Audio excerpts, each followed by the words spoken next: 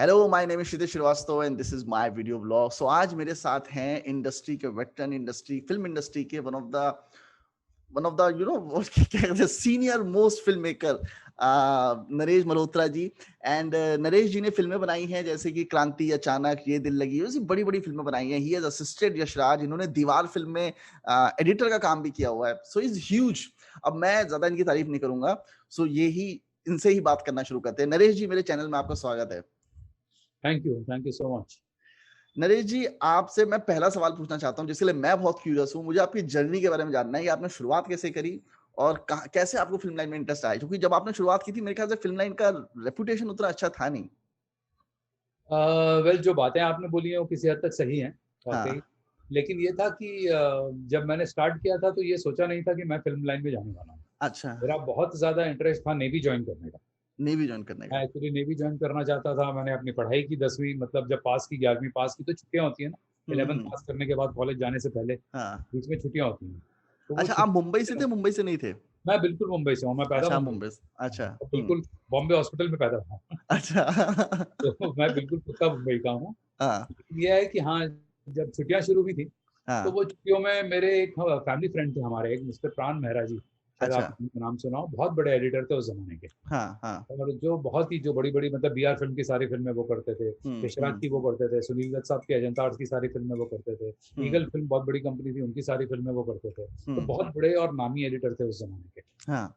तो वो हमारे फैमिली फ्रेंड थे, तो मैं और उनका बेटा, जब छुट्टियाँ थी, तो हाँ। उनका बेटा मुझसे भी छोटा था 2-3 साल। तो हम्म। हम लोग ऐसे ही छुट्टियों में ट्रायल देखने चले गए, कुछ ऐसे हम्म। ही जाके, कोई टाइम नहीं मिला, कुछ नहीं, तो उनके साथ चले जाते थे, लैब में घूमते रहते थे, ऐसे ही टाइम पास करते। हाँ।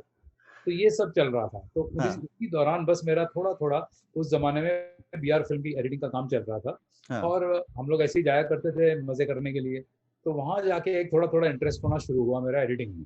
हाँ। वो करते-कराते जब मेरा कॉलेज के दिन शुरू हुए, तो मैंने कॉलेज के दौरान मैंने ये सोचा कि मैं क्यों ना, ये जो कॉलेज के 4 साल निकालने मैंने ग्रेजुएशन के, मैं क्यों ना इन हाँ। दिनों कुछ काम भी सीख लूँ। अच्छा, आप तो इंजीनियरिंग कर मैंने, रहे थे? हाँ, तो मैं हाँ। अपनी ग्रेजुएशन कर रहा था, तो मैंने कॉलेज भी जॉइन कर लिया, और हाँ। मेरे को जब-जब जैसे-जैसे वक़्त होता था, मैं वहाँ भी चले जाता था। हुँ। और आस्ते-आस्ते थोड़ा बहुत काम देखते रहता था, हो क्या रहा हाँ। है, कैसे हो रहा है। मेरी हाँ। एक्चुअली इनफैक्ट पहली मुलाकात जो एक फ़िल्म इंडस्ट्री के किसी एक्टर से हुई है, तो मैं बहुत खुशकिस्मत हूँ कि मेरी पहली मुलाकात हुई दिलीप कुमार साहब से। दिलीप कुमार से सीधे? हाँ, हाँ। उस ज़माने में जब मैं कॉलेज में था और वहाँ जाना मैंने शुरू किया, तो हाँ। दास्तान करके एक फ़िल्म बन रही थी दिलीप साहब की, जो बी आर चोपड़ा साहब बना रहे थे, और हाँ। प्राण मेहरा साहब उसके एडिटर थे। हुँ। मैं जाया करता था उनके साथ, और आराम से पहली बार ऐसा हुआ कि मैंने दिलीप साहब के साथ बैठ के खाना भी खाया, उनकी बातें भी अच्छा। सुनी, और थोड़ा-सा हाँ। वो, तो एक होता है ना, आदमी पे एक असर होना भी शुरू होता है थोड़ा-सा। तो ये वो जुहू में जो बीआर फ़िल्म स्टूडियो वहीं पे था? नहीं, वहाँ नहीं, उस ज़माने में बॉम्बे लैब करके एक लैब लैब है। अच्छा। वहाँ पर एडिटिंग पहले, ये सिस्टम ही नहीं था पहले कि बाहर काम होता था। ये अच्छा। लैब बनी होती थी, फ़िल्म हुँ। सेंटर थी, फेमस था, बॉम्बे लैब था, इस किस्म की लैब्स थी, और हाँ। वहीं पे ही सारे काम होते थे। हुँ। सबके एडिटिंग रूम वहीं होते थे, चाहे वो कितना हाँ। भी बड़ा कोई हो। अच्छा, तो दिलीप जी तो उसके लिए आए होंगे, डबिंग के लिए आए होंगे? हाँ, नहीं, हाँ। एडिटिंग के लिए आते थे, अच्छा, एडिटिंग के अच्छा। लिए। ऐसे ही दिलीप साहब एडिटिंग वगैरह में भी आके बैठते थे। अच्छा। तो आके देखते थे मैंने क्या सीन किया है, कैसा किया है वगैरह। अच्छा। तो हाँ। बहुत-बहुत मेहनती हैं वो, बहुत हाँ। मेहनती हैं। हाँ। तो ख़ैर एनीवे, तो पहली बार इस किस्म ये की चीज़ें कौन-सी ईयर की बात है सर? ये है सर 1971-72 की। 71-72। कॉलेज हुँ। जॉइन किया था, और उसी साल से ये सब चीज़ें मुझे हुँ। देखने का मौका मिला। राजेश खन्ना का एरा चल रहा था तो जब। असिस्टेंट जो थे प्राण साहब के, उनके साथ उठता-बैठता था, तो वो बताते थे, "ऐसे कर लो, चलो हम लोग नीचे जा रहे हैं कैंटीन में खाना खाने, तुम ये करके रखो।" तो हाँ। होता था ना, एक वो करते-कराते एक थोड़ा शौक हुँ। पैदा हो गया उसमें। हुँ। और बाय चांस उस ज़माने में एक यशराज फ़िल्म की पहली फ़िल्म बन रही थी, दाग। दाग, दाग, हाँ राजेश जी, खन्ना। हाँ, हुँ। राजेश खन्ना वाली। तो उसका भी फाइनल चल रहा था, और इस तरफ बी आर चोपड़ा साहब का दास्तान का फाइनल चल रहा था। हुँ। हुँ। मैं कभी वहाँ चले जाता था, कभी यहाँ आ जाता था, और थोड़ा हुँ। बहुत देखते रहता था कैसे और काम उस होता टाइम में शायद दोनों में लड़ाई भी हो गई थी ना, ऐसा कुछ? बात है। तो नहीं दोनों, होती थी? इसीलिए मैंने कहा, यशराज फ़िल्म की पहली फ़िल्म का काम चल रहा था, और हुँ। यहाँ पर चोपड़ा साहब की फ़िल्म का काम चल रहा था, और दोनों हुँ। फ़िल्में प्राण मेहरा साहब एडिटिंग कर रहे थे। अच्छा। तो वो ऐसे ही हुँ। कभी मैं वहाँ चले जाता था, कभी यहाँ, तो देखने मिलती थी चीज़ें थोड़ी-सी, काम हुँ। करते रहा इसी तरीके से। तो हुँ। ड्यूरिंग कॉलेज मैंने फाइनली उस चीज़ को थोड़ा-सा सीरियसली लेके उसको मैंने जॉइन कर लिया। हुँ। हुँ। एक्चुअली तो फाइनली ये हुआ कि मैं पहले अप्रेंटिस बना कुछ टाइम हुँ। तक के लिए। उसके बाद फिर एक फ़िल्म शुरू हुई, त्रिमूर्ति फ़िल्म की एक फ़िल्म शुरू हुई थी, हुँ। और वो यश चोपड़ा साहब डायरेक्टर थे और गुलशन राय जी प्रोड्यूसर थे। हाँ। तो उसमें मैं पहली बार असिस्टेंट बना इन एडिटिंग। हाँ। खान साहब के साथ बाकायदा असिस्टेंट बना, और वो मेरी पहली फ़िल्म थी। उसके बाद फिर दीवार आई, फिर कभी-कभी की, फिर ये सारी फ़िल्मों में मैं असिस्टेंट था उनके साथ। हाँ, और काम करते रहा काफ़ी हद तक, और मैंने पहले एडिटिंग सीखी। हम्म, और जब मेरे कॉलेज के दिन पूरे हो गए, हाँ। मतलब जब कॉलेज मेरी ग्रेजुएशन कंप्लीट हो गई, मैंने इनफैक्ट लॉ के लिए सिद्धार्थ कॉलेज लॉ का ज्वाइन भी किया। मैं अच्छा, इंजीनियरिंग के बाद हम लॉ करने का सोच रहे थे। हाँ, मैं वो सब सोचता रहता था, कुछ करते रहता था ऐसी चीज़ें। हाँ, मैंने कोशिश की वो भी करने की, लेकिन पहला साल जब मैंने लॉ को किया, तो हाँ, मेरा सबसे फ़ेवरेट सब्जेक्ट था क्राइम। हाँ, एक्चुअली तो वो जब मैं टॉपिक करते रहा, जब एग्ज़ाम देने गया, सारा कुछ किया, लेकिन हाँ। अनफॉर्चुनेटली उसी सब्जेक्ट में मैं फ़ेल हुआ। तो एक्चुअली मैं भी लॉ कर मेरा रहा हूँ। थोड़ा-सा, हाँ, हाँ, जब लॉ होता ऑफ है ना क्राइम। कभी कुछ आपकी फ़ेवरेट चीज़ है, आपको लगता है ये तो मैं कमाल करूँगा, ये तो लेकिन कमाल है। आप नहीं कर पाते हैं ओवर कभी। कॉन्फिडेंस। हाँ। तो मेरे साथ भी हुआ। तब तक मेरे साथ जो दूसरे रमेश तलवार जी, चीफ हम्म, असिस्टेंट थे यश चोपड़ा जी के, हाँ, उन्होंने मेरा एडिटिंग में काम देखते थे और सब करते थे। तो वो बोलते हम्म, थे, "नरेश, तू टैलेंटेड लड़का है, तू क्यों एडिटिंग में रखा हुआ है? एडिटिंग में बहुत स्कोप नहीं है। व्हाई डोंट हाँ, यू जॉइन डायरेक्शन?" हाँ, तो उनको तभी मौका मिला था एज़ अ डायरेक्टर। हाँ। उनकी पहली फ़िल्म शुरू हो रही थी, दूसरा आदमी। दूसरा आदमी। हाँ। हाँ जी। उसमें भी चिंटू जी थे उसमें हम्म, भी। चिंटू जी, नीतू जी, राखी जी, ये सब थे, हम्म, और यश चोपड़ा जी प्रोड्यूसर ही थे, और हाँ, उन्होंने अपने इस फ़िल्म को चांस दिया था। हाँ। तो मैं उनके साथ एज़ एन असिस्टेंट लग गया। अच्छा। हम्म, और इस तरीके से, क्योंकि कंपनी सेम थी, तो जब उनके साथ असिस्टेंट लगा, तो जो यश चोपड़ा जी की फ़िल्में होती थी, मैं उनमें भी असिस्टेंट हो गया। हाँ, तो करते-कराते मैं एडिटिंग से डायरेक्शन में आ गया। हाँ। पहले विदाउट थोड़े एनी दिन, प्लान। हाँ जी, कोई पहले प्लान नहीं थोड़े, था। नहीं कोई प्लान नहीं था, कोई हाँ, प्लानिंग के साथ कोई काम नहीं किया। हाँ। तो उन्होंने ऐसे बोला, मैंने कहा चलो ऐसे कर लेते हैं। करते-कराते ये हुआ कि फाइनली मैंने उनको जॉइन कर लिया, और उसके बाद मैंने यशराज जी की भी सारी फ़िल्में की एज़ एन असिस्टेंट, और हम्म, काम करते चले गया। हम्म, उन दिनों मेरे एक फ्रेंड है राजीव राय, कुलचंद हाँ, राय जी रहते सिटी। हाँ। राजीव राय। तो उन्होंने मेरा काम देखते हुए मुझे कहा था, "नरेश यार, मैं जब भी पिक्चर डायरेक्ट करूँगा ना, तू मेरी पिक्चर एडिट करना।" हाँ, मैंने कहा, "हाँ, करेंगे यार, हम लोग हाँ। दोस्त यार हैं आपस में, हम लोग असिस्टेंट इकट्ठे थे सब।" अच्छा। मैंने कहा, "बिल्कुल करेंगे।" अब वो गुलशन राय जी के बेटे थे, तो उनका जल्दी नंबर लग गया। एज़ अ डायरेक्टर बनना हाँ, आसान नहीं था उन दिनों में, हाँ, तो हाँ। मुश्किल काम था। आजकल तो बहुत एवेन्यूज़ आजकल तो खुल गए हैं, डिजिटल पे कुछ भी बना दो। पहले तो कुछ रील भी कर होती थी, दो। अब बहुत तो क्या है, एक्सपेंसिव है। अपन फ़ोन पे फ़िल्म बनाइए, डाल दीजिए कहीं भी। ये तो हाँ, हाँ। उस ज़माने में तो नज़दीक कैमरे के खड़े होने का मौका नहीं मिलता था। कैमरा, "ओए! हम्म, चल क्या।" हाँ, हाँ, मतलब ऐसे ये होता था, तो अभी उस माहौल में तो जल्दी काम मिलता नहीं था। हाँ। फिर एनीवे जब वो डायरेक्टर बने, तब हम्म, तक ये था कि भई मैंने रमेश तलवार से भी बाहर गए, फिर उनको जॉइन करूँ, यश जी को करूँ या इसकी पिक्चर एडिट करूँ, ऐसा सब कन्फ्यूज़न रहा थोड़ा टाइम। हाँ। लेकिन फाइनली तो मैंने आप उनको असिस्ट भी कर रहे थे, एडिट भी कर रहे थे पिक्चरें उस एडिट टाइम पे? कर रहा था, तो मैंने राजीव राय के साथ एज़ एन एडिटर काम किया। उसकी हाँ। पहली फ़िल्म थी युद्ध। वो मैंने युद्ध। एडिट की, फिर त्रिदेव बनाई, विश्वात्मा हाँ। बनाई, तो उसकी पिक्चरें मैंने एडिट की, और हम्म। रमेश तलवार जी के साथ मैं एसोसिएट डायरेक्टर बन गया। अच्छा। तो वो मैं करते रहा। फिर कुछ ऐसा माहौल बना बाद में कि बीच में थोड़ा-सा हमें एक लल पीरियड आया, जहाँ पर ज़्यादा कोई काम रमेश जी का नहीं हो रहा था। हाँ। उन दिनों यश चोपड़ा जी को असिस्टेंट की ज़रूरत थी। हम्म। यश जी जनरली जो हैं वो अननोन लोगों के साथ काम नहीं कर पाते थे। तो हाँ, जब हाँ। जिसको जानते थे, कोशिश ये करते थे कि वही हम्म। उसके आस-पास रहें। पहले मेरे तो ख्याल से जब फिल्म लाइन भी हमारा, एक फैमिली की तरह होता था, जैसे हाँ, ऋषिकेश बिल्कुल मुखर्जी फैमिली, भी हैं, वो बिल्कुल अपने लोगों के फैमिली। साथ ही काम करते हैं। तो यश जी के साथ मतलब हमारा ये था कि हमको ये लगता था हम इन्हीं के बच्चे हैं। ऐसा उनके घर में भी, ऑफ़िस में भी हमारा बिहेवियर भी और सब ऐसे ही होता था। हाँ। तो उठते-बैठते खाना भी उन्हीं के साथ खा रहे हैं, गप्पे भी उनके साथ मार रहे हैं, और हम्म, सारी, और यश जी वैसे ही इतने अच्छे थे कि वो असिस्टेंट को कभी उन्होंने एज़ एन असिस्टेंट ट्रीट नहीं किया। हाँ। उन्होंने हमेशा यही रखा कि यार सब दोस्तों यारों की तरह, हम्म, मतलब वो आपसे आपकी गर्लफ्रेंड की बात भी करेंगे, आपकी दूसरी हाँ। बातें भी करेंगे, रास्ते में खड़े होके पानी-पूरी भी खाएँगे आपके साथ। हाँ। मतलब वो उनको कभी ऐसा वो जो ये, शोशाबाजी अभी चालू हो गई है हाँ, मुंबई वो में, सब वो नहीं, खत्म नहीं था। बिल्कुल भी नहीं था। हम्म, तो बहुत एन्जॉय, हमारा टाइम बहुत अच्छा था काम करने का, तो लकीली सब किया हम लोगों ने। हाँ। तो फिर फाइनली करते-कराते ये हुआ कि मैं यश जी के साथ असिस्टेंट हो गया चाँदनी में। चांदनी में। फिर मैंने वन ऑफ द चाँदनी किया biggest as an associate. Blockbusters.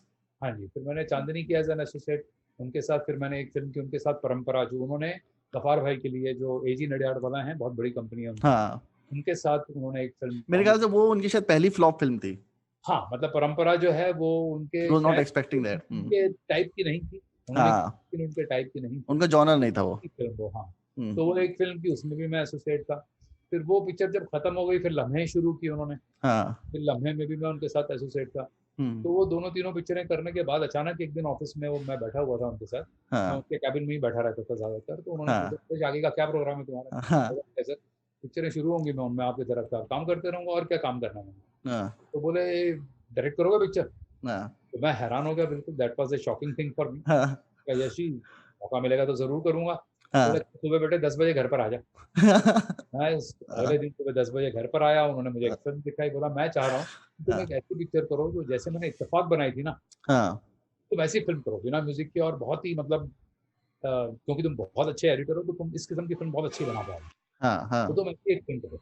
ये हुँ, उनके दिल में था ऐसा थोड़ा-सा। हुँ, तो उन्होंने मुझे एक फ़िल्म दिखाई थी कि इस पे बेस करके कुछ करते हैं हम हाँ, लोग। हुँ, तो क्या होता था, लोग इतनी मारामारी नहीं थी, ये जो है हाँ कि आपको परमिशन लेनी है, चीजें करनी है। हम्म, एक कोई भी हॉलीवुड की फिल्म देखते थे और वो थोड़ा अदली आगे बदली पीछे करके का आप चेंज कर सकते थे, हाँ। आगे भी चेंज करके हम लोग बना लेते थे फिल्में। और अब हम्म तो बहुत अच्छे लोग ये सब चीजें, बट उस जमाने में इतना ये सब नहीं था। हम्म, तो मैंने फिल्म देखने के बाद ये कहा, और मेरे मन में हमेशा से ये था कि मैं जब भी फिल्म करूंगा मैं म्यूजिक जरूर रखूंगा फिल्म में, मुझे शौक है म्यूजिक का थोड़ा हाँ सा। हाँ और मैंने एक चीज राज कपूर साहब से एक इंटरव्यू में मैंने ये चीज पूछी थी बाकायदा हाँ खुद, हाँ कि राज की म्यूजिक के बारे में या फिल्म के बारे में। तो उनका ये कहना था कि अगर फिल्म में म्यूजिक नहीं है तो फिल्म बनानी ही नहीं चाहिए, मेरा तो ये ख्याल है हाँ ऐसा। तो वो हाँ कहीं ना कहीं वो बात मेरे दिल में घर कर गई थी। हाँ और मुझे भी शौक था कि म्यूजिक जरूर होना चाहिए। और उन दिनों में ये नई म्यूजिक कंपनीज खुली थी सारी, एचएमवी के अलावा। पहले तो एक ही एचएमवी थी, हाँ, आरपीजी हो गई, बाद में और भी खुल गई। बहुत सारी कंपनीज खुली थी और म्यूजिक का बड़ा दौर था। तो हाँ मैंने कहा तो सबसे अच्छी चीज है, सबसे पहले तो लोग म्यूजिक सुनते हैं, उसके हम्म बाद ही तो फिल्म रिलीज होती है, तभी तो लोग आते हैं थिएटर के अंदर। हाँ तो हाँ मैं पहली अपनी अच्छी चीज छोड़ क्यों दूँ? हम्म तो मैंने एस जी को कहा कि नहीं एस जी, ये तो हम लोग एक्चुअली आई थिंक म्यूजिक के बिना मैं फिल्म नहीं बनाना चाहूंगा। तो सब हाँ हैरान हो गए बिल्कुल, ये अजीब आदमी है, इसको चांस मिल रहा है डायरेक्शन का, इतने मुश्किल से आजकल मिलता है, हाँ और बोल रहा है मैं पिक्चर नहीं करूंगा, और ये मैं फिल्म बिना म्यूजिक के नहीं करूंगा। तो ऐसे ने कहा बेटा, हाँ ये जिस किस्म की फिल्म हम सोच रहे हैं इसमें हाँ म्यूजिक तो होनी नहीं है। हाँ नहीं, कोशिश करते हैं, हमने अपनी फिल्म में तो इसमें डालनी है ना, पूरी पिक्चर तो एज इट इज होनी नहीं है। हम्म बोले अच्छा करके देख लियो, अगर स्क्रिप्ट बनती है तो कर लेंगे। हाँ वो बहुत खुले दिमाग के थे, बहुत ही हाँ अच्छे हाँ थे। तो फिर मैंने कोशिश की और कर करा के वो कुछ हो भी गया थोड़ा सा काम उसमें इस किस्म का। हाँ बाई चांस अनफॉर्चुनेटली वो फिल्म नहीं बन पाई हम्म और किसी वजह से, और उसके बदले में मैंने ये दिल लगी बनाई। हाँ। तो जब ये दिल लगी बनी मेरी, तो ये दिल लगी नहीं, बनी ये तो दिल लगी फिर कैसे मिली आपको, मतलब उसकी ये दिल स्क्रिप्ट लगी का थी? ये हुआ था कि पहले वो जो फिल्म मैं कर रहा था, वो हाँ जो पिक्चर करने वाला था मैं, वो हम्म थोड़ी सी अलग किस्म की थी। तो थोड़ा सा कंफ्यूजन था, मैं उसके बारे में ज्यादा बात नहीं करना चाहूंगा। तो हाँ एनीवे फिर यश जी ने मुझे बुला के कहा कि बेटे तू कुछ और स्क्रिप्ट बना ले अपनी एक। हाँ फिर हाँ हम ये दिल लगी की बात की मैंने, तो फिर जब ये दिल लगी उन्होंने सुनी, उन्होंने कहा बना ले, तो बहुत अच्छी फिल्म है, हाँ बहुत अच्छा सब्जेक्ट है, बना लो। तो फिर मैंने इसके ऊपर काम करना शुरू किया अपने राइटर के साथ। हमारे राइटर थे सचिन भौमिक, बहुत सीनियर राइटर बहुत थे उस नोन समय। राइटर है, हाँ। हाँ जी। तो उनके साथ बैठ के मैं काम करते रहा और फाइनली हम लोगों ने स्क्रिप्ट बना दी। और हाँ लकीली म्यूजिक भी अच्छी चली, आज तक भी। इनफैक्ट आज 26-27 साल हो गए उस पिक्चर को। हाँ अभी हाँ। यही 5th-6th मई को रिलीज हुई थी, अभी इसी महीने में। अच्छा, हाँ, इस बात को पूरे इस 6th मई को 27 साल हो गए उस फिल्म को। 27 साल हो जाएंगे, हाँ। Yes. लेकिन आज भी वो ओले ओले चलता है उसका, आज भी नहीं, लोग फिल्म भी बहुत अच्छी थी, मैंने नाम, तो खुद बचपन में देखी थी पिक्चर।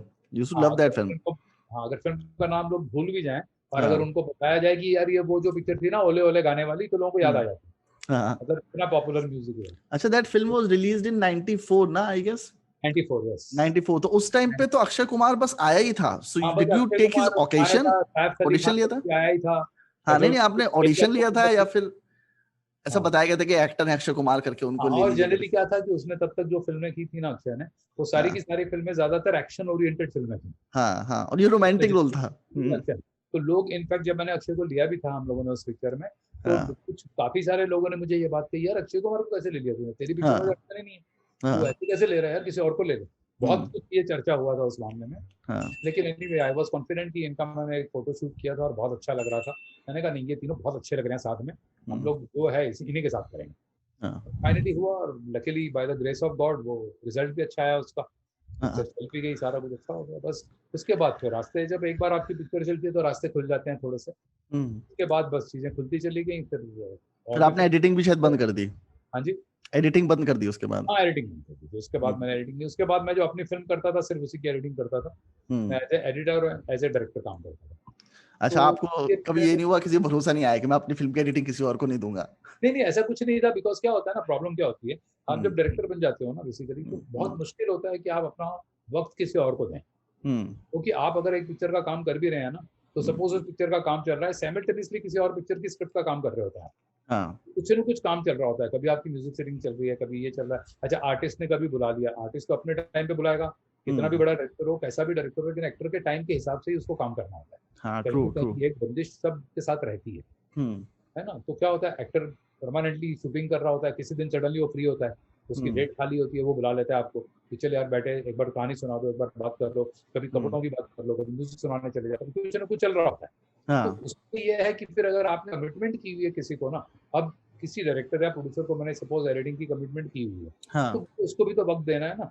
ट्रू। सडनली सपोज मैं एडिटिंग करने जाने वाला हूँ और सामने से अक्षय कुमार या किसी का फोन आ गया मुझे कि नरेश हम्म यार क्या कर रहा है, काम करना, जरा 11 बजे आ जाना, मेरे को मिलना है, 1 घंटा तेरे से बात करनी है। हाँ अब मैंने जाना है एडिटिंग पे, बुला लिया अक्षय कुमार ने, तो मुझे जाना पड़ेगा ना। हाँ हाँ ट्रू। अब सिचुएशन खराब होती है कि प्रोड्यूसर को या डायरेक्टर को जो वहां पर आके बैठेगा एडिटिंग रूम में, उसको मैं फोन करूँ और बोलूँ यार मैं नहीं आ रहा या लेट आऊंगा। It's very bad situation. So मुझे ऐसा लगा कि ये काम इस तरीके का नहीं करना चाहिए जिसकी वजह से मेरी वजह से किसी और को तकलीफ हो। दैट वाज माय मेन मुद्दा बेसिकली। मैं बहुत बेसिकली कमिटमेंट में रहा हूँ, बहुत कमिटेड रहा हूँ लोगों के साथ। आपने बहुत एथिकल एनवायरनमेंट में काम भी किया है। हाँ डेफिनेटली। तो मुझे ये लगता नहीं था कि ऐसा करना चाहिए। तो फिर मैं डायरेक्शन में जब चले गया तो फिर डायरेक्शन में चले गया, और फिर जब आप डायरेक्शन में हैं तो फिर उससे बड़ा तो कोई टाइटल ही नहीं है ना। कोई टाइटल नहीं है, सबसे रिस्पेक्ट उसी में है। और दूसरी चीजों की जरूरत ही नहीं थी उसके बाद। तो फिर ये करते रहा मैं, और करते कराते बस आगे बढ़ते रहे। फिर जो फिल्में मिलती रही थोड़े काम करते रहे। कुछ फिल्में मिली जो मटेरियलाइज नहीं हुई, कभी कुछ फिल्में मिलती हैं जो मटेरियलाइज हो जाती हैं। तो कभी प्रॉब्लम आई, कभी दिक्कत आई, कभी करते कराते चलते रहे, बस चल ही रहा आज तक। आपने इसके बाद एक फिल्म बनाई अचानक, हाँ जी, गोविंदा की। वो क्या हुआ था एक्चुअली बेसिकली कि हम लोगों ने एक फिल्म करनी थी जिसमें अक्षय सैफ और कजोल के साथ ही मैंने अगली फिल्म करनी थी। तो मैंने यशराज फिल्म की ही अगली फिल्म करनी थी। अनफॉर्चुनेटली कुछ वजह से वो फिल्म शुरू नहीं हुई, कुछ रीजन बन गए ऐसे।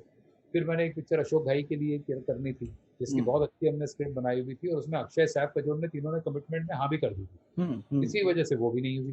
तो थोड़ा सा माहौल ऐसा हो गया कि मेरी जो 2 फिल्में शुरू होनी थी दोनों नहीं हुई इसी वजह से। जबकि ये दिल्लगी के बाद मुझे कम से कम 100 फिल्मों की ऑफर थी। तो बाई चांस जो 2 फिल्में सेलेक्ट की हुई थी वो हुई नहीं दोनों किसी वजह से। और उन्हीं दिनों में मुझे रतन जी जो वीनस के हैं, तो उन लोगों ने मुझे कहा कि नरेश जी अगर आप फ्री हो गए तो क्या है कि हमारे पास एक फिल्म है वो रेडी पड़ी है, स्क्रिप्ट रेडी, एक्टरों की डेटें हैं, सब कुछ है, 10 महीने में पिक्चर कंप्लीट हो जाएगी, और उसके बाद आप जो भी कमिटमेंट है बाहर करना चाहे आप तो कर ही रहे हो, ऐसा तो है नहीं तो आप करते रहिए, नो प्रॉब्लम, ये पिक्चर आप कर डालिए। मुझे लगा यार डेटें रेडी हैं, स्क्रिप्ट रेडी, मैंने कहा स्क्रिप्ट सुनूंगा लेकिन मैं करूँगा। तो स्क्रिप्ट समझ में आई तो मैं करूंगा, नहीं तो नहीं करूंगा। मैंने स्क्रिप्ट सुनी, फिर मैंने कहा मैं कुछ चेंजेस वेंजेस होंगे इसके अंदर थोड़े से मैं करना चाहूंगा। तो उन्होंने कहा तेरे को जो करना है कर ले, फिल्म बना दे बस। तो मैंने कमिट कर ली वो पिक्चर, और उसके दोबारा उसके ऊपर थोड़ा और काम किया स्क्रिप्ट के ऊपर। हम लोगों ने स्क्रिप्ट रेडी करके काम शुरू कर दिया, थिंकिंग ये पिक्चर 10 महीने में कंप्लीट होकर रिलीज होनी है। सर उस पिक्चर को 4 साल लगे। 4 साल लगे अचानक को। वहीं से मेरी सारी गड़बड़ शुरू हो गई। कई बार क्या होता है कि चीजें ऐसी होती हैं जो शायद आपकी तकदीर में है नहीं है, होता है कभी ऐसा कि आपने सोचा कुछ और है, हो कुछ और जाता है। तो हर चीज आपके हाथ में होती नहीं है। फिल्म इंडस्ट्री में खास करके चीजें आपके हाथ में नहीं होती हैं। चीजों की कॉम्बिनेशन है जिसकी वजह से काम होता है। तो खैर वो प्रॉब्लम हुई, और मेरे को आदत थी तब से, और काम भी ऐसे किया था शुरू से कि एट ए टाइम एक फिल्म करनी है। तो मैं आपका करते रहा। तो वो काम करते रहा, और बस वो 4 साल कब निकल गए पता नहीं चला, और मैंने उन दिनों और कोई काम नहीं किया। तो एक ये सोच के ये फिल्म निकलेगी तो कुछ और करूंगा, ये फिल्म निकलेगी तो कुछ और करूंगा। एक ही थी, एट ए टाइम एक ही फिल्म कर रहा था, तो मुझे ऐसा लगता था कि यार मेरी ये कंप्लीट हो जाएगी तो मैं अगली शुरू करूंगा। तो जो करते करते बहुत वक्त निकल गया। तो वो जो एक अच्छा पीरियड होता है जिसको यहाँ पर आज के जमाने में कहते हैं आपने अपना टाइम इनकैश नहीं किया। हाँ, जो ये दिल लगी के बाद का 1 साल था वो हजारों ऑफर थे। मुझे करना चाहिए था, मुझे एट ए टाइम 2, 3, 4 पिक्चरें करनी चाहिए। एक मेरे दोस्त है डेविड धवन जो इतने बड़े डायरेक्टर हैं, उसने मुझे एक दिन कहा, गालियां दे के बाकायदा, पिक्चरें मिलती हैं कर रहा, कोई फर्क नहीं पड़ेगा, सब तेरे साथ एडजस्ट करेंगे बाद में।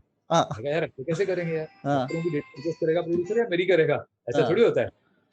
क्योंकि मैंने ऐसे माहौल में काम ही नहीं किया था कभी।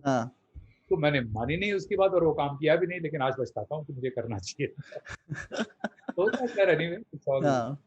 तो एक्चुअली यश चोपड़ा जी जो है ना, क्योंकि वो एक टाइम में एक फिल्म करते थे, तो आपने वही आदत वो पड़ी हुई थी ना शुरू से, ऐसा किया लाइफ साथ काम करते करते। शुरू से ऐसा काम किया, तो कभी ऐसा दिमाग में आता ही नहीं था कि एक साथ 4 फिल्में फ्लोर पे चली जाएं।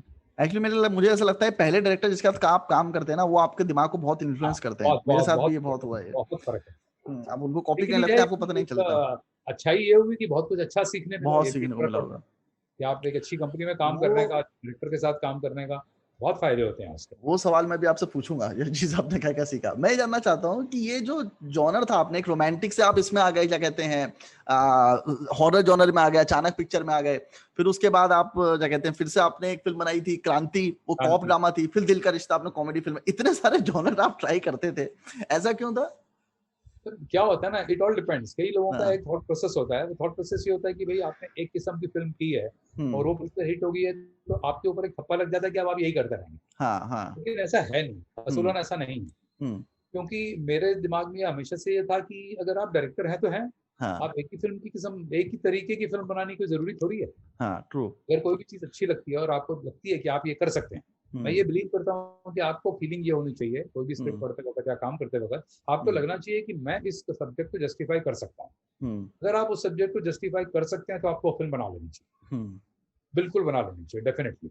तो बाई चांस ऐसा कुछ होते रहा कि मेरे जिस किस्म के सब्जेक्टों पर मैं काम करते रहा और मेरे साथ कुछ ऐसा होता रहा कि सब्जेक्ट ऐसा सामने आया, जैसे मैंने वीनस की बात किया, अब अचानक जो है वो डायरेक्टली शुरू से मेरा सब्जेक्ट था नहीं, मैंने सुना और उसको ठीक किया, वो अलग बात है, लेकिन शुरू से मेरा सब्जेक्ट तो था नहीं, तो वो चॉइस मेरी तो थी नहीं, है ना, तो मैं कुछ और बना रहा था, तो बाई चांस वो चीजें नहीं हुई तो मुझे इसमें आना पड़ा, तो ये कुछ और किस्म की फिल्म मेरे हाथ में आई। मैं क्योंकि सब्जेक्ट ऐसा था इसलिए मना कर दूं ऐसा तो कुछ था नहीं, क्योंकि मुझे लगा मैं अच्छी बनाऊंगा ये फिल्म। वो अनफॉर्चुनेटली टाइम पीरियड अगर उतना नहीं होता ना, और वो पिक्चर अगर उसी 10 महीने में बन गई होती तो और अच्छी बनती, पिक्चर का रिजल्ट कुछ और, क्योंकि टाइम के साथ ना इंटरेस्ट भी लूज होता है, बहुत फर्क पड़ता है सर, बहुत फर्क पड़ता है। 4 साल एक पिक्चर में लग जाए तो जमीन आसमान का फर्क पड़ जाता है, कपड़ों के रंग बदल जाते हैं तब तक, ऑडियंस का मूड बदल जाता है, एक और चीज मैंने आपकी देखी है, एटमॉस्फेयर बदल जाता है लोगों का, हर चीज बदल जाती है। एक और चीज मैंने आपकी बड़ी अच्छी देखी है कि आपने अक्षय कुमार से ये लगे में कॉमेडी कराई, वो एक्शन हीरो है, एक कॉमेडियन को उठा के आपने उसे एक्शन कराया अचानक पिक्चर में। वो उसमें एक थोड़ी सी तकलीफ भी होती है इसलिए क्योंकि गोविंदा उस समय डेविड की सारी फिल्में कर रहा था, जितने लोग भी डेविड के साथ जितने लोग भी, क्योंकि उसकी उसी किस्म की फिल्में हिट हो रही थी, तो दूसरे डायरेक्टरों ने भी जिन्होंने भी गोविंदा के साथ काम किया सबने उसी किस्म की फिल्में बनाई। उसी फिल्म मैं शायद अकेला ही था उस जमाने में जिसने गोविंदा के साथ एक अलग किस्म की फिल्म बनाने की कोशिश की। Govinda was good in that film. Yeah, Govinda was good because Govinda is such a fabulous actor. He can do anything. आप उसकी और फिल्में भी देखिए बहुत अच्छी हैं, लेकिन भाई चांस उस समय माहौल ऐसा चल रहा था कि लोग गोविंदा को सिर्फ उसी माहौल में देखना चाहते थे।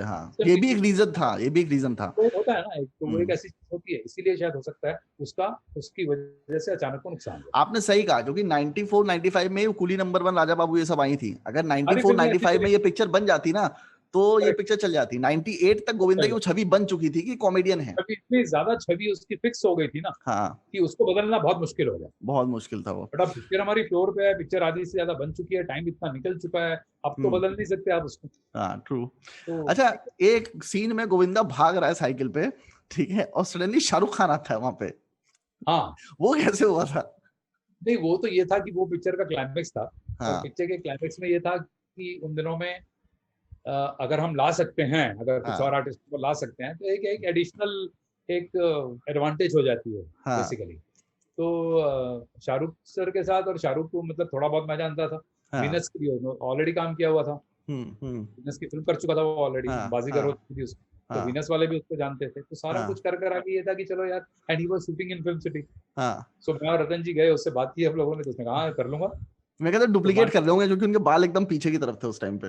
तो वो ऑलरेडी पिक्चर कर रहे थे साथ में थोड़ा मेरा मुझे पता है वैसे ही लगा, क्योंकि मैंने देखा है फिल्म सिटी का शूट है, वहां पे शूटिंग चल रही होगी, डायरेक्टर साहब गए होंगे, शाहरुख को देखा होगा, आजा 2 मिनट के लिए खड़ा हो जा वहां पे। नहीं, क्योंकि उसमें ये था ना कि हमने शाहरुख को शाहरुख की तरह यूज किया, संजय दत्त को ये था कि एक शूटिंग चल रही है उसमें हमारा कैरेक्टर घुस जाता है, तो संजय दत्त भी था उसमें, शाहरुख खान भी था उसमें, तो ये सारे चीजों को हम लोगों ने उस समय ये बहुत ही रेयर है कि गोविंदा और शाहरुख खान एक साथ स्क्रीन पे दिखें। लोगों को पता नहीं है ये बात कि अचानक पिक्चर में एक जगह गोविंदा और शाहरुख खान एक साथ हैं, लोगों को नहीं पता ये बात, बहुत रेयर सीक्वेंस है।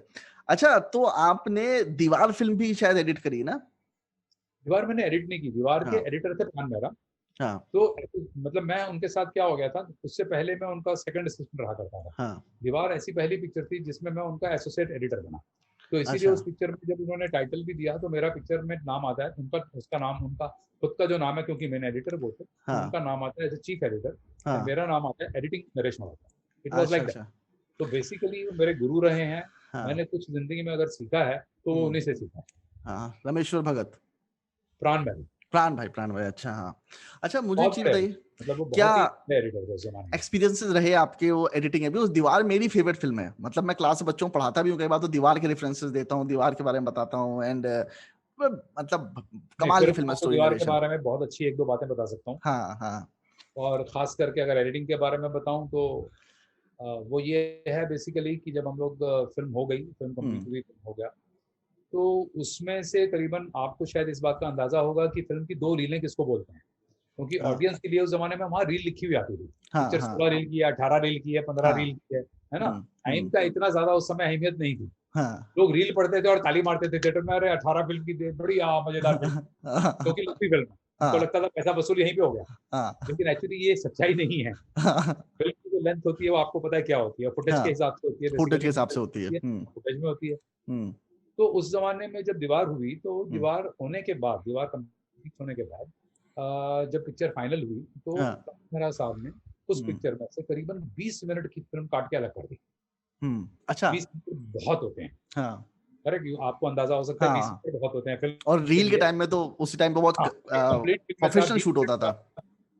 कंप्लीट फिल्म में से, मतलब एडिटेड फिल्म में से 20 मिनट आप निकाल दो पिक्चर का, बहुत बड़ी बात है। तो 20 मिनट की फिल्म निकाल दी उन्होंने। तो ये बात पता चली सलीम साहब, जावेद साहब को, तो वो बड़े परेशान हुए इस बात से कि अरे यार हमारी पिक्चर खराब हो रही है। उन्होंने आके बड़ी डिस्कशन की इस बात के ऊपर, जो एडिट में भी है, उन्होंने बात की। उन्होंने कहा साहब एडिटर ने हमारी प्राण मेहरा साहब ने तो हमारी फिल्म खराब कर दी। उन्होंने उस जमाने में स्टार प्लस वगैरह में इंटरव्यू भी दे दिए, हमारी फिल्म खराब कर दी एडिटर ने, वगैरह वगैरह सब हुआ। बट उन्होंने बहुत कोशिश की यश जी उनकी बात माने और वो 20 मिनट वापस रखें। यश जी ने बहुत, अब देखिए ये होता है डायरेक्टर और एडिटर की आपस की ट्यूनिंग कितनी है, उनका एक दूसरे पे फेथ कितना है। तो यश जी ने कहा भाई जो प्राण साहब कहेंगे मैं पिक्चर तो वो रिलीज करूंगा। अच्छा, जमाने में, हाँ, लेकिन उन्होंने मना कर दिया। उन्होंने कहा जो प्राण साहब बोलेंगे मैं पिक्चर रिलीज। तो हम लोगों ने वो 20 मिनट निकाल के रख दिए। और उसके बाद आज की दीवार जो आप देख रहे हैं, ये उस बिना 20 मिनट के। अच्छा, आप कितना भी आज कहें कि बहुत कमाल का स्क्रिप्ट है, बहुत, हाँ, और वाकई बहुत कमाल का स्क्रिप्ट है, बहुत अच्छी फिल्म है, एक्स्ट्राऑर्डिनरी अच्छी फिल्म है, इसमें कोई डाउट ही नहीं है। मतलब कोई आदमी आके आपको कहे कि मैं गंगा जमुना और मदर इंडिया का कॉम्बिनेशन बना रहा हूँ, उसकी स्क्रिप्ट आपको दे रहा हूँ, तो आप सोचिए सामने वाले पे क्या असर होगा। किसी भी बड़े डायरेक्टर को तो ये लगेगा भैया मैं नहीं बनाता, ये दो क्लासिक्स हैं, मैं इसके ऊपर फिल्म कैसे बनाऊं। यश जी का भी यही रिएक्शन था शुरुआत में, सुनाई तो ये लगा कि नहीं ये फिल्म बनानी जैसी, ये बनानी चाहिए। कुछ ओरिजिनल बहुत, हाँ, उसके इंग्रेडिएंट्स होने के बावजूद उन्होंने वो फीलिंग ऑफ मदर इंडिया की, गंगा जमुना की बिल्कुल निकाल दी। उन्होंने एक नई फिल्म बनाई है, जो बहुत बड़ा क्रेडिट है सलीम जावेद के लिए। हाँ, बहुत बहुत कमाल की फिल्म है। तो क्या कहते हैं, ये 20 मिनट में जो पिक्चर निकाली थी उसमें क्या क्या सीन्स थे, कुछ बता सकते हैं? नहीं, उसमें बहुत सारी चीजें थी। उसमें जो फैमिली के, जो दोनों भाइयों के रिलेशनशिप के सीन्स थे। अच्छा, दोनों के रिलेशनशिप को एक्सप्लोर नहीं किया गया उस पिक्चर में। नहीं किया, आपने नोटिस किया होगा कि नहीं किया। हाँ, नहीं किया। जबकि अच्छा, एक्सप्लॉइट करना जरूरी इसलिए लगता था उस जमाने। देखिए क्या होता है, बहुत बार आप जब स्क्रिप्ट में चीजें लिखते हैं ना और शूट भी करते हैं, उसके बाद आप एडिट में आके क्यों काटते हैं? आपको तो पहले ही काट देना चाहिए था फिर। लेकिन ऐसा नहीं होता। बहुत बार ये होता है कि आपको उस समय स्क्रिप्ट लेवल पे वो चीज लगती है बिल्कुल सही जा रहे हैं, करेक्ट है, क्योंकि उस समय डिस्कशन क्या होती है, यार भाइयों के आगे चल के दरार पड़नी है इनके दोनों में, तो जितना बेटर रिलेशनशिप शुरू में दिखाएंगे उतना ज्यादा मजा बाद में आएगा। इनके अलग होने में उतनी टेंशन होगी, इनके लड़ाई होने में उतना वो भी करेगा। आप भी अगर एज ए राइटर काम कर रहे हैं या समझा रहे हैं उनको या बता रहे हैं, तो आप भी यही कहोगे ना, बोलने में तो यही कहोगे कि नहीं कहोगे। कॉन्फ्लिक्ट उतना बड़ा होगा दोनों के बीच में, उतना ही कॉन्फ्लिक्ट बड़ा होगा, एज सिंपल एज। लेकिन सच्चाई ये है कि जब फिल्म बनती है ना, टोटलिटी में जब आप पिक्चर को देखते हो ना, तब आपको एक्चुअली समझ में आता है कि कितनी चीज की रिक्वायरमेंट है और कितनी की नहीं। कई बार आपको लगता है ये लगा के देखो, आपके तो सामने मटेरियल है, आपने देखा हुआ मटेरियल निकाल देते हैं ना आप उसमें से, क्यों? तो कारण होगा। तो वो मटेरियल है उस समय, क्या उसकी नीड है? फॉर एग्जाम्पल, अब दीवार आप कहते हैं बहुत अच्छी फिल्म है ना, मेरी ये कहने के बाद आपके दिल में ये बात आई कि हाँ यार उनका कोई रिलेशनशिप वाले जो चीजें थी वो ज्यादा नहीं दिखाई। लेकिन जब आपने फिल्म देखी तो क्या आपको लगा ऐसा? नहीं, ऐसा नहीं लगा एक्चुअली। जो चीज आप मुझे बताइए, जो चीज देखते वक्त आपको माइनस ना लगे, उस चीज की, इसका मतलब यह है कि जरूरत नहीं थी, रिक्वायरमेंट नहीं है। हाँ, मेरे ख्याल से मंदिर का सीन हुआ, फिर दोनों अलग अलग जा रहे थे, इंटरव्यू दे रहा था, वो कुली का थीम था। फिर एक सीन जिसमें उसकी माँ से थप्पड़ मारती है अमिताभ को कमरे में कि तूने ऐसा क्यों किया, उसमें दोनों साथ में, जहाँ शशि कपूर मना रहा है माँ उसको मत मारो, उसके अलावा कोई सीन ही नहीं है।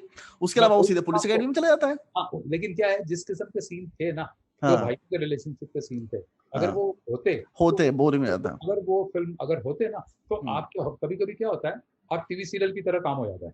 जब आप इस किस्म के सीन्स डालते जा रहे हैं, जिस सिर्फ ये करने के लिए कि इनकी रिलेशनशिप क्रिएट करें, करेक्ट, तो वो चीज जो है कहीं ना कहीं बोरियत हो जाती है। और बोरियत नहीं हो जाती सीन अगर अच्छे हैं तो, लेकिन वो फिल्म की कहानी को कहने में डिले करते जाते हैं, करेक्ट। जब आपकी फिल्म, अब मेरा है एज एन ऑडियंस, मेरा इंटरेस्ट है आगे चलो ना यार, आगे चलो ना, पकड़ा क्यों रहे हो, ये बता तो चुके हो, दोनों भाई हैं, दोनों प्यार करते हैं एक दूसरे से, अब आगे बढ़ो। दो भाई हैं, ठीक है, इतनी कहानी हमको समझ आ गई, आगे बताओ ना, ठीक है। अब वो दो भाई के सीन चलते जा रहे हैं अगर, तो आप कितनी देर बोर हो जाएगा।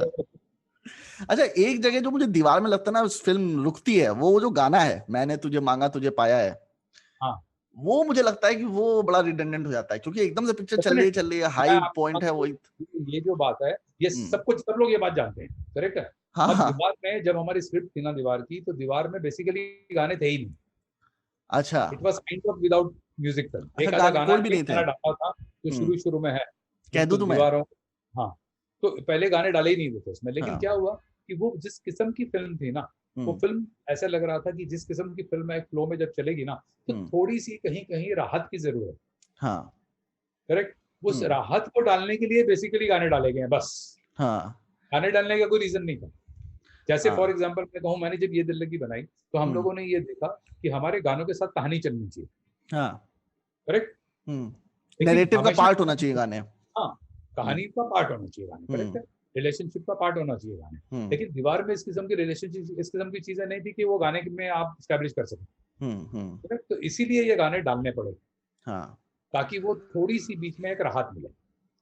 तो कभी कभी क्या होता है, एक जरूरत होती है कि कहानी कहने में भी आपको लगता है यार बहुत कहानी बोलते जा रहे हैं, ये एक थोड़ी सी ऑडियंस की जरूरत है, यहाँ पर थोड़ा सा रुको गाना। और उस जमाने में म्यूजिक बहुत चलती थी। म्यूजिक के बिना लोग करते नहीं थे, मैंने आपको थोड़ी देर पहले बताया। म्यूजिक के बिना उस जमाने में नहीं चलते थे, लोग देखने ही देख रहे हैं। एक यश जी ने इत्तेफाक बनाई थी, that was an experimental film, Nair Rajesh Khanna वाली ना। हाँ, वो एक एक्सपेरिमेंटल फिल्म थी, बट वो उस किस्म की फिल्म हमेशा आगे बनने लगे ऐसा नहीं था। हाँ, वो ट्राई किया था उन्होंने कुछ नया, ऐसा नहीं था। अच्छा, जैसे ये कह दूं तुम्हें गाना था, ये तो गाना सही जगह पे था। मैंने तुम्हें पाया, मैंने तुम्हें पाया वाला जो गाना है, वो मुझे लगता है एंटिसिपेशन भी करता है, क्योंकि उसके जस्ट बाद वो सीन आता है इसमें अमिताभ बच्चन पैसा देने से मना कर देता है। तो आई थिंक वो ऑडियंस के दिमाग में जब हॉल में बैठे होंगे, तो एडिटर पॉइंट ऑफ व्यू से मेरे ख्याल से ये भी एक बहुत अच्छी चीज है कि आदमी ना इंतजार कर रहा है कि अमिताभ मारेगा उसको। और जो उससे पहले सीन आता है कि अब रहीम चाचा जो है, रहीम चाचा अगले हफ्ते एक और मवालीन कुलियों को पैसा देने से मना करने वाला है। फिर उसके बाद आप एंटिसिपेट करते हो, मारेगा मारेगा, तभी गाना आ जाता है, and you are sitting inside the hall, next scene कब आए, नेक्स्ट सीन कब आए, कब अमिताभ बच्चन मारने वाला है। कभी कभी क्या आता है, कुछ चीजें जो है ना, मैं आपको बताऊं, कुछ चीजें सही पढ़नी होती है तो अपने आप पढ़ती हैं, और अपने आप वो चीजें एक्सेप्टेड भी होती हैं, एक्सेप्टेड हो जाती हैं। हाँ, maybe I am over analysing these things. So अच्छा, यश जी के साथ काम करने का एक्सपीरियंस कैसा रहा, क्या क्या सीखा आपने उनसे? देखिए, यश जी के साथ काम करने का जो पहला काम, जो पहली चीज सीखी मैंने, वो ये सीखी कि आपका बेसिक बिहेवियर स्पॉट बॉय से लेके सीनियर मोस्ट एक्टर तक बराबर का होना चाहिए। हम्बलनेस। हाँ, हम्बलनेस, ये जो चीज है ना फिल्म मेकिंग में, मैं आपको एक बात बताऊं, film making is not a corporate office. Okay, it's an very emotional thing. आपकी अटैचमेंट एक लाइटमैन से भी होनी चाहिए। अगर उसके घर में सब ठीक चल रहा है तभी तो वो आके अच्छा काम करेगा, है ना। चाहे वो स्पॉट बॉय है, अगर उसके घर में उस दिन कुछ हादसा हो गया है और वो बेचारा काम पे मजबूरी में आया है, क्योंकि आज अगर वो नहीं, डेली वर्कर है ना, डेली वेजेस वाले वर्कर हैं, अगर वो आज नहीं आएगा तो आज रात को उसका खाना बनेगा कि नहीं पता नहीं। ट्रू। तो आपका बिहेवियर उसके लिए भी उतना ही अच्छा होना चाहिए जितना कि एक एक्टर के लिए। ऐसा नहीं होना चाहिए कि यार एक्टर को तो बहुत इज्जत दे रहे हैं आप और उसको दिन भर गाली दे रहे हैं। अगर ऐसा भी है तो मैं ये पर्सनली फील करता हूँ आज की डेट में कि आपका काम अच्छा नहीं होगा। क्योंकि काम अच्छा होने के लिए सर आपके इर्द गिर्द के सारे लोगों का मूड अच्छा होना चाहिए। तो पहली चीज तो उनसे ये सीखी, जो सबसे बड़ी बात सीखी, जो सबसे अच्छी बात सीखी, वो ये सीखी। बाकी तो आप देखिए, अगर आप फिल्म में देख के भी आप सीख सकते हैं। उस जमाने में इतना देखने का नहीं था, वीसीआर नहीं था, डीवीडी प्लेयर नहीं थे। अगर आपको दीवार अच्छी लगी, आप दीवार देखिए 100 बार, आपको स्क्रिप्ट बहुत अच्छी सेंस हो जाएगी। आपको बहुत कुछ सीखने मिल जाएगा। अगर आप रियली सीखना चाहते हैं तो आज आप फिल्म में देख के भी चीजें सीख सकते हैं, आपको किसी क्लास में जाने की जरूरत नहीं। ट्रू, सच बात है, ये फैक्ट है। एक चीज मैं और जानना चाहता हूँ, क्योंकि यश चोपड़ा के ऊपर मैं रिसर्च कर रहा था एक टाइम में और मुझे कोई इन्फॉर्मेशन नहीं मिली नेट पे, बिकॉज यश प्रोडक्शन बहुत दबा के रखते हैं, कम बोलते थे, कम इंटरव्यू देते थे। और तो कोई ऐसी चीजें हैं आपके पास, कोई ऐसे एनेक्डोट्स हैं अच्छे इंटरेस्टिंग उनके लाइफ को लेके, जो आपने मतलब कभी किसी को पता नहीं है? सर मैं तो खाली अपने एज एन असिस्टेंट जो मैंने उनके साथ वैसे के बारे में बोल सकता हूँ सर। यश जी के साथ बड़ी कमाल की बात थी कि इतने बड़े होने के बावजूद वो कभी भी अपनी जेब में 1 रुपया नहीं रखते थे। कभी अपनी जेब में पैसे नहीं रखते थे, क्योंकि जरूरत ही नहीं पड़ती थी। गाड़ी से निकलते थे, ड्राइवर गाड़ी लेके ऑफिस से ले जाता था, ऑफिस से निकलते थे, ड्राइवर गाड़ी लेके घर आ जाता था। तो अच्छा, 1 रुपया नहीं रखते थे। हाँ, कोई पैसे की जरूरत नहीं पड़ती। लेकिन उन दिनों में वो पाली हिल पर रहते थे, और मैं भी बाई चांस पाली हिल पे ही रहता था, उनके सामने वाली बिल्डिंग में। तो अक्सर ऐसा होता था कि हम लोग साथ में आते जाते थे, मतलब मुझे लिफ्ट मिल जाती थी उनसे। तो कभी कभार उनका दिल करता था, बड़े शौकीन थे छोले भटूरे खाने के, और रास्ते में पंजाबी हैं। हाँ, तो वो खाने के तो शुरू से शौकीन है। मतलब उन्होंने खाने के बारे में शायद आपको उनका पता नहीं होगा, लेकिन उन्होंने बाकायदा जो कॉम्पिटिशन होते थे उनमें हिस्सा लिया है। अच्छा, ज्यादा खाएगा, हाँ, तब बाकायदा वो बॉम्बे से फ्लाइट पकड़ के हैदराबाद गए थे कॉम्पिटिशन में हिस्सा लेने की, बिरयानी कौन ज्यादा खाएगा। मतलब इस किस्म के कॉम्पिटिशन में उन्होंने हिस्सा लिया होगा। महान आदमी थे। कुछ भी जितना मर्जी खिला लो, ऐसा था एक टाइम का।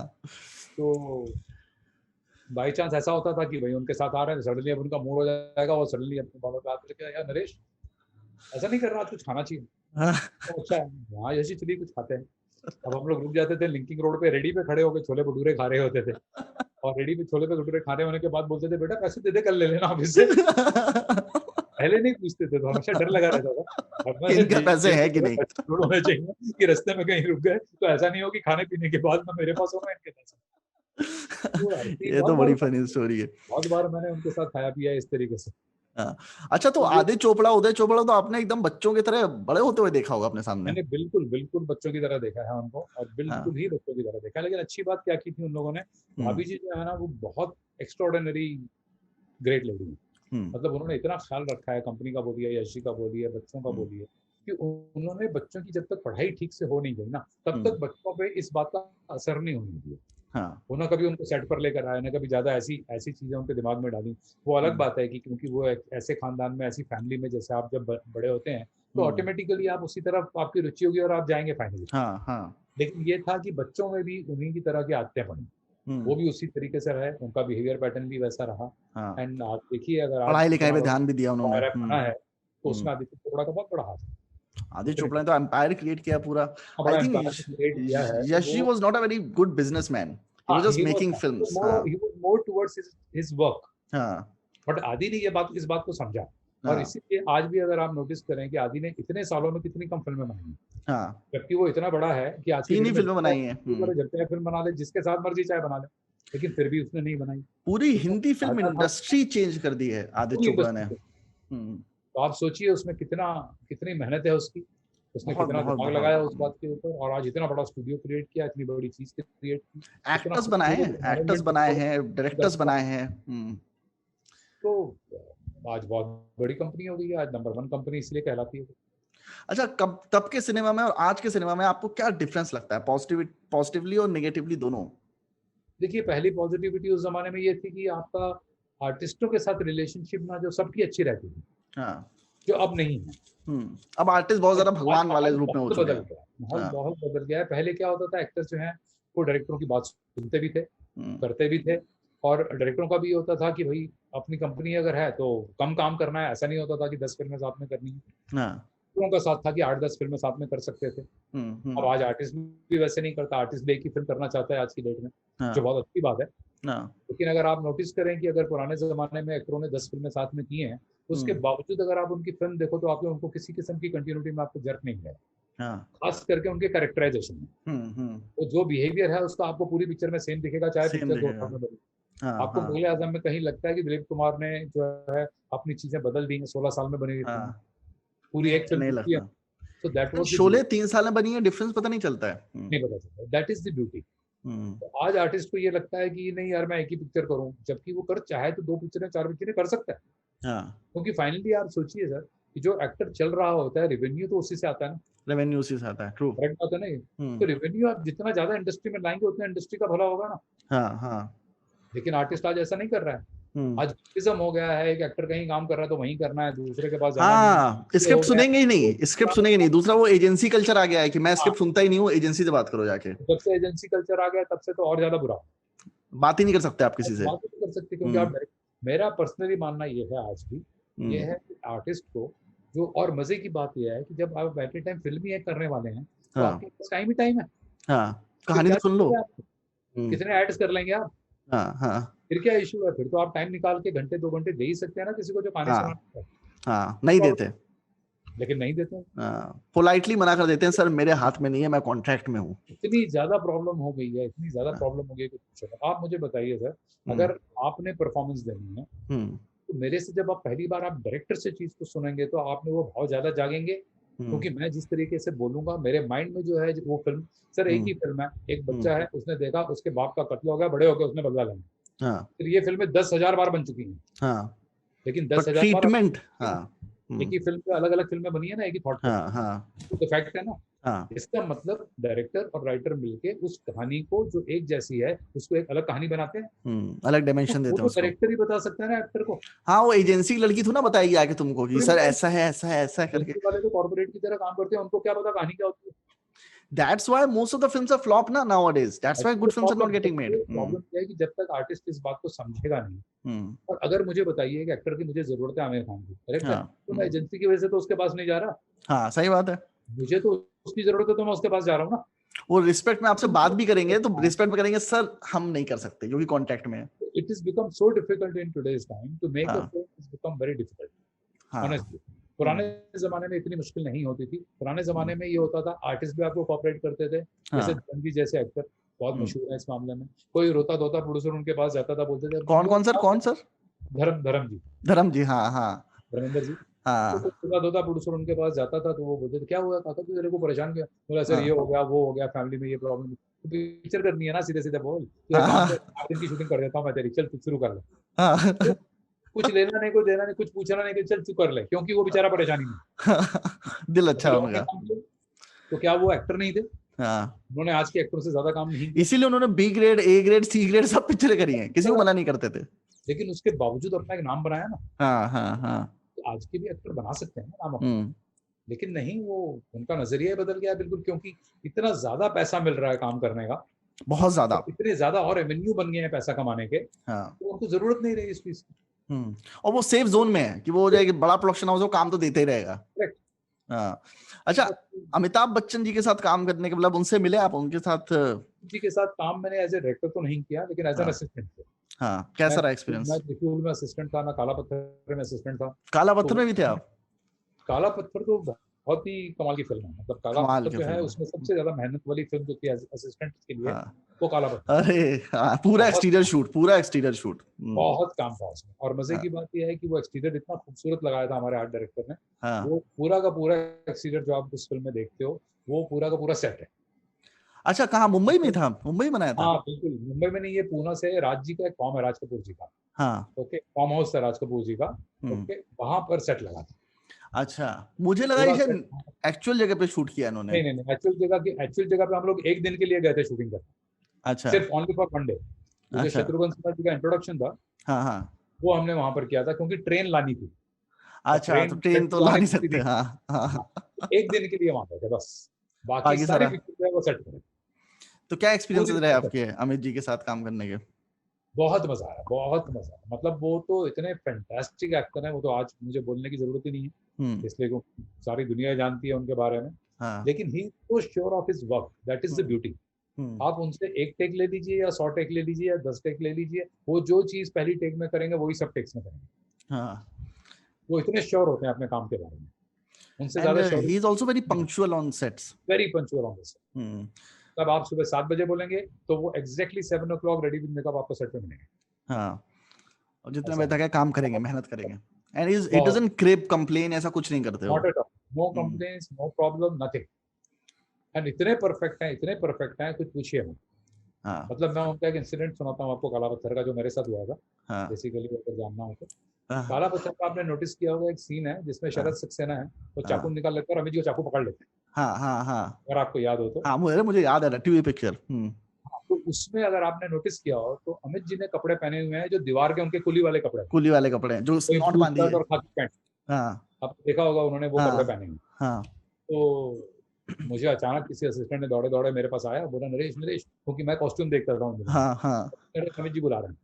मैं भाग गया, क्या सर क्या हुआ? बोले ये शर्ट वो नहीं है कंटिन्यूटी की, कल जो पहनी थी वो नहीं है, ये कोई और शर्ट है।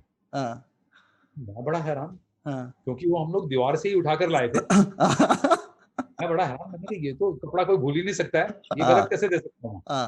तो मैंने कहा नहीं सर वही है। मैंने कहा नहीं है। मैंने कहा सर पक्का वही है? तो बोले मैं कह रहा हूँ तुमको वो नहीं है, एक बार चेक कर लो। अब मेरा कॉन्फिडेंस अपने लेवल पे बहुत कॉन्फिडेंट हुआ करता था, तो मैंने कहा नहीं सर यही है। तो बोले अच्छा कोई बात नहीं, चलो मैं मान लेता हूँ यही है, तुम्हारे पास ऐसी कोई और शर्ट है? मैंने कहा हाँ है, 2 शर्टें थी ऐसी, वो लेकर आ। सर मैं दूसरी शर्ट मंगवाई मैंने ड्रेसमैन से, कॉस्ट्यूम वाले से, दूसरी शर्ट लेकर आया। अब उन्होंने दोनों शर्ट्स उल्टी की। हम लोग स्कर्ट नहीं उल्टी कर लेते ऐसे। हाँ। वो जो उसके, अगर आपने नोटिस किया हो, यहाँ पर जो एक जेब होती है, नहीं इतना नोटिस नहीं किया। नहीं मैं बताता हूँ आपको, जो जेब होती है वो फाड़ के सिलाई की हुई थी उसके पीछे कपड़ा लगा के। अच्छा। ये दीवार के टाइम से ही। हाँ। तो उन्होंने दोनों शर्ट उल्टी की और मुझे दोनों पैचेस दिखाए। एक के पीछे ब्लैक पैच लगा हुआ था, एक के पीछे ब्लू पैच लगा हुआ था। बोले ये ब्लू पैच वाली ओके शर्ट है, ये मैंने पहनी थी कल। Can you imagine? वो पैच जो मुझे भी दिखाई नहीं दिया कभी पिक्चर में भी, लेकिन उन्होंने वो नोटिस कैसे किया मुझे नहीं मालूम। Perfectionist. But he was a perfectionist. मतलब उसने मुझे बोला और मैंने फिर उनको सॉरी बोला। मैंने कहा सॉरी सर, ये बात मैंने भी नहीं देखी थी, लेकिन शर्ट तो सिर्फ दिखी वही है ना, आप ये पहन लो या वो पहन लो। बोले नहीं लेकिन शर्ट ये थी। चलिए मैं मान लेता हूँ। तो सेट पे मजाक करते थे या फिर सीरियस रहते थे अमिताभ जी? नहीं, अमित जी का क्या था कि वो जिनके साथ घुल मिल जाते थे ना, उनके साथ उनके जैसा मजाकिया आदमी नहीं था। जिनके साथ अभी यश के घर आते थे कभी कभी, वो हम लोग बैठते थे, कोल्ड ड्रिंक्स कर रहे हैं या खाना खा रहे हैं या कुछ कर रहे हैं, जो भी, अगर रात उन्होंने वहां बिता दी ना, तो सवेरा कब हो जाएगा आपको पता नहीं चलेगा। किसी को कुछ नहीं करना पड़ेगा, वो अकेला आदमी पूरी रात आपको एंटरटेन कर सकता है, इतने एंटरटेन। पर अगर नहीं बात करनी है तो नहीं करेंगे, नहीं करेंगे। जनरली इन जनरल आपको जो उनकी छवि दिखती है वो वैसे शांत बैठे रहेंगे, बात कम करेंगे। और उनकी एक एक्स्ट्राऑर्डिनरी अच्छी चीज उनकी है, आप उनके सामने किसी चीज की कोई बुराई कर दीजिए, वो उठ के चले जाए, कुछ नहीं बोलेंगे, चुपचाप चले जाए। वो ना बुरा सुनते हैं सर किसी की, ना बुरा बोलते हैं किसी को। ये उनकी क्वालिटी है। बहुत अच्छी चीज है। तो ऐसी क्या चीज है जो आपको लगता है एक्टर्स को फॉलो करनी चाहिए, अमित जी से जो आपने सीखा है ये आजकल के लोग स्टार्स को फॉलो करनी चाहिए जो नहीं है? एक तो वर्क एथिक है। देखिए जो अमित जी ने जो चीजें फॉलो की हैं, वो तो मेनली सबसे बड़ी बात जो उन्होंने फॉलो की है वो ये है सर, वो ही इज टोटली डायरेक्टर से। डायरेक्टर ने उन्हें कुछ करने के लिए कहा है, वो कोई ज्यादा क्वेश्चन नहीं करेंगे, उस बात को समझेंगे, उस बात को करेंगे और वो चीज कर देंगे। वो ये नहीं बोलेंगे यार ये क्या है, ये मैं तो नहीं कर सकता, या नहीं यार ये ठीक नहीं लग रहा, मैं चेंज कर दो, ऐसा कुछ नहीं। बिल्कुल वो वही करेंगे जो उनको बोला गया। वो उनमें जो सबसे बड़ी क्वालिटी है वो ये देखते हैं कि फिल्म में डायरेक्टर के दिमाग में जो चीज है, वो जो चीज स्क्रीन पे दिखाना चाहता है वो मैं कर सकता हूँ क्या, मेरा काम वो है। मेरा काम उसको सजेशन देना नहीं है, मुझे वो स्क्रीन पे रिफ्लेक्ट करना है। तो जब तक मैं खुद कन्विंस नहीं होऊंगा उस सीन के लिए, उस बात के लिए, मैं स्क्रीन पे रिफ्लेक्ट कैसे करूंगा? आपकी कन्विक्शन अगर मैं आपको ही नहीं मना पाया किसी बात के लिए, तो आप उस चीज को कन्वे कैसे करोगे करोड़ों लोगों को? True correct. वो उनमें जो पावर है ना, वो कैसे अपने आप को कन्विक्शन में लाते हैं और फिर उस चीज को स्क्रीन पे कैसे देते हैं कि सब लोग उस बात को सच मानते हैं कि ये एक आदमी एक मुक्का मारेगा तो 100 आदमी गिर सकते हैं। एक साथ ऐसा हाथ मारेगा तो 20 आदमी इस तरफ गिरेंगे, 20 इस तरफ गिरेंगे। ये प्रूव किया ना उन्होंने। अच्छा, जैसे डॉन पिक्चर की उन्होंने नारीमन बरोत के साथ, जो पहले कभी जिन्होंने कुछ असिस्ट नहीं किया, डायरेक्शन नहीं आता था, and he did it well and picture hit भी हो गई। So that's what I was wondering कि एक बात बताइए मुझे आप, जितनी फिल्में आई हैं जिंदगी में, हर डायरेक्टर की, बड़े से बड़े डायरेक्टर की, जो वर्ल्ड का सबसे बड़ा डायरेक्टर हो, उसने भी तो पहली फिल्म बनाई है। तो ऐसे हर नए आदमी के साथ काम तो होता ही है ना। तो है नहीं कि नहीं होता। नहीं, वो ऑलरेडी स्टार बन चुके थे ना, मतलब नारीमन बरोत तो प्रोड्यूसर थे, उन्होंने डायरेक्ट नहीं किया था ना कुछ। क्योंकि वो प्रोड्यूसर थे और अच्छे प्रोड्यूसर थे, एक्चुअली वो कैमरामैन थे। अच्छा, कैमरामैन थे नारीमन बरोत। Big cameraman. अच्छा, very big cameraman, yeah then he became producer. अच्छा। सो मैंने वो स्टोरी पढ़ी थी कि क्या डायरेक्टर नहीं मिला उनको, फाइनली कोई पिक्चर करने को तैयार नहीं था, स्टार्टेड कि मैं खुद ही डायरेक्ट कर लेता हूँ। वो वैसे भी डॉन जो है चंद्र बारोट ने बनाई। नरीमन साहब जो डायरेक्टर नहीं थे, वो प्रोड्यूसर थे। अच्छा, वो प्रोड्यूसर थे, चंद्र बारोट ने बनाई थी। उसके जो डायरेक्टर है वो चंद्र बारोट है। अच्छा। डायरेक्टर नहीं है नरीमन, कंफ्यूजन हो गया होगा। वो कैमरामैन थे। अच्छा, कैमरामैन थे और उन्होंने एज ए प्रोड्यूसर वो फिल्म। अच्छा। और शायद डेथ भी हो गई थी उनकी ना, ऐसा कुछ था। उनकी वाइफ ने रिलीज करी पिक्चर, ब्लॉकबस्टर फिल्म थी। तो आगे अभी जो यंगस्टर्स आना चाहते हैं फिल्म लाइन में, जैसे मेरे स्टूडेंट्स भी हैं या सब्सक्राइबर्स हैं जो फिल्म लाइन में आना चाहते हैं, उनके लिए कुछ एडवाइस देना चाहेंगे आप? एडवाइस क्या अप्रोच लेके आए? देखिए, पहली अप्रोच तो ये है कि वो जो ग्लैमर देखते हैं ना, उस ग्लैमर को देख कर डेफिनेटली ना आए। चाहे वो एक्टर बनना चाहता है तो, कोई टेक्नीशियन बनना चाहता है तो, वो उस ग्लैमर को देख कर ना आए, क्योंकि ये ग्लैमर सिर्फ दिखाई देता है। करेक्ट। ये बेसिकली इसके पीछे की जो कड़ी मेहनत है ना, वो नहीं दिखाई देती लोगों को स्टार्टिंग में। ग्लैमर एक्चुअली न्यूज़पेपर क्रिएट करता है ताकि दूसरे लोग अट्रैक्ट हुए, खरीद सकें, उस फिल्म को खरीद सकें, उसकी लाइफ को खरीद सकें। फील्ड में ऐसे ही होता है ना सर, किसी भी फील्ड में ऐसे ही होता है। कोई भी चीज आप स्टार्ट लेने जाएंगे तो उसमें डिफिकल्टीज तो आएंगी ना। ट्रू। स्टार्टअप के लिए किसी भी किस्म के बिजनेस में हम बोलते हैं ना, ये स्टार्टअप में बिजनेस में तकलीफ आती है, चाहे कितना बड़ा बिजनेस या कितना छोटा बिजनेस आप कर लें, है आप चाहे रास्ते पे बटाटे बड़े और चाय बेचने की दुकान खोल रहे हैं, उसमें भी दिक्कत आएगी। ट्रू। और आप बड़े से बड़ा बिजनेस खोल लीजिए 100 करोड़ रुपए लगा के, उसमें भी दिक्कतें आएंगी। आती है ना दिक्कतें। ट्रू। तो ये बात अगर आप इंडस्ट्री में, फिल्म इंडस्ट्री में आना चाहते हैं, तो ये सोच के आइए, बहुत कड़ी मेहनत है, बहुत मेहनत करनी पड़ती है। और वो सारी मेहनत के बावजूद आप कितने सक्सेसफुल होंगे या नहीं होंगे, इसकी गारंटी नहीं है। That is the biggest problem in this industry. कोई गारंटी नहीं है। ट्रू। और बहुत सक्सेसफुल होने के बाद भी कब नीचे चले जाएंगे, इसकी भी गारंटी नहीं है। हाँ, बड़े बड़े स्टार गायब हो गए 2-2 4-4 फिल्में करके। आप में सच में बहुत हिम्मत होनी चाहिए, बहुत ही हिम्मत होनी चाहिए, और फेलियर के लिए तैयार रहना चाहिए। आप तय करके आइए, साहब जो होगा झेलूंगा, करना है बस। बिल्कुल सही लाइन बोले आपने, जो होगा झेलूंगा, देखी जाएगी, झेलूंगा लेकिन करूंगा। आदमी ये कंडीशन लेके मुंबई आता है कि मैं सक्सेसफुल होऊंगा ही होऊंगा, जबकि वो उसके हाथ में है नहीं, तुम कितनी मेहनत कर लो। क्योंकि यहाँ पर प्रॉब्लम क्या है कि आप किसी एक आदमी के हाथ में चीजें नहीं, बहुत सारे लोगों की मिल मिला के एक जुट बनता है। अगर वो जुट अच्छा बन गया, आपकी अगर पूरी ग्रुप अच्छा बन गया, तो वो सक्सेसफुल ग्रुप है। अपने आप वो ग्रुप जो है एक सक्सेसफुल जगह पे चल रहा है। और अगर आप एक सक्सेसफुल ग्रुप के साथ जुड़े हुए हैं, तो हाँ, ये अच्छी बात होती है कि सक्सेसफुल ग्रुप के साथ जुड़े हुए हैं अगर आप किसी तरीके से, तो आपके लिए रास्ते थोड़े से ज्यादा आसानी से खुल जाएंगे। वरना थोड़ा सा स्ट्रगल बढ़ जाएगा, थोड़ा सा स्ट्रगल बढ़ जाती है। लेकिन आज के जमाने में स्ट्रगल जो है पहले से बहुत ज्यादा कम हो गई है। अगर आप वाकई बहुत टैलेंटेड हैं, जैसे आप कह रहे हैं कि भैया बनाइए एक छोटी सी अच्छी शॉर्ट फिल्म बनाइए, अपने ही दोस्तों यारों को पकड़ के इधर से उधर से करके बनाइए, डाल दीजिए यूट्यूब पे। किसी को अच्छी लगी तो कोई ना कोई आपको ऑफर कर देगा। बिल्कुल, हाँ, कुछ नहीं तो ब्रांड से पैसे मिल जाता है। अमित भदाना, आशीष चिंचलानी कर ही रहे हैं, और रास्ते खुल चुके हैं अभी तो। अभी ऑप्शंस बहुत है, पहले शूट करना ही मुश्किल था, बहुत अपॉर्चुनिटीज हैं। तो इसलिए आपके लिए इस समय जरूरी ये है कि आप जब इस फील्ड में आए तो खूब एक्सपेरिमेंट्स करिए, खूब अपना कुछ सीखिए, सारा दिन मेहनत करिए, कुछ ना कुछ सोचते रहिए, कुछ ना कुछ बनाते रहिए, अपने स्क्रिप्ट खुद लिखने की कोशिश करिए, अपना काम खुद करने की कोशिश करिए, और मिलजुल के एक अच्छा ग्रुप बनाइए 4-5-6 लोगों का, ताकि उसमें एक साउंड रिकॉर्डिस्ट हो, कैमरामैन अच्छा हो, डायरेक्टर अच्छा हो, एडिटर अच्छा हो। 4-5 ही लोग चाहिए होते हैं आपको, उससे ज्यादा नहीं। हाँ, उससे ज्यादा नहीं चाहिए होते हैं। 4-5 लोग ही हैं जो मिलके फिल्म बनाते हैं सर। एक्चुअली आपका अगर एडिटर अच्छा है, आपका कैमरामैन अच्छा है, आपका डायरेक्टर अच्छा है, करेक्ट, अगर आपके ये 3 लोग आपके आसपास अच्छे हैं ना, तो आपकी फिल्म अच्छी बनने के बहुत ब्राइट चांस है। और बाकी आपका विजन है, डायरेक्टर, तो सारे पूरी दुनिया है आपके साथ। चलिए sir, thank you for your time. आपने 1 घंटा मैंने आपका लिया है, thank you so much for coming. मैं करीब 6-7 महीने से आपके पीछे पड़ा था इंटरव्यू के लिए, फाइनली आपने मुझे टाइम दिया। I am very thankful for that. All the very best to you and to all your students also, and God bless you all. Thank you, sir. यही कहूंगा कि बस प्रभु आप सबकी तरक्की करें। मुझे बहुत अच्छा लगा सर आपसे बात करके। Take care, be safe sir in this lockdown time. Thank you so much, God bless you all. Okay, bye bye sir. Bye. God bless.